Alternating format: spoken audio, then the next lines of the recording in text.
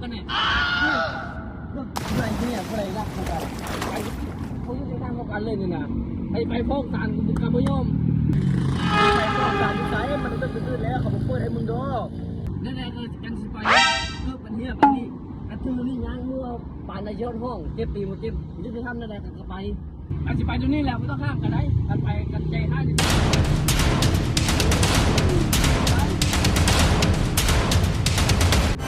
บ้านหมอไอ้กองสารนี่ซ้ายจะดึกดื่นๆนะนี่นะ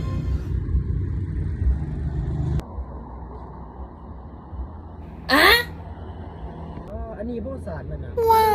วยุติธรรมอยู่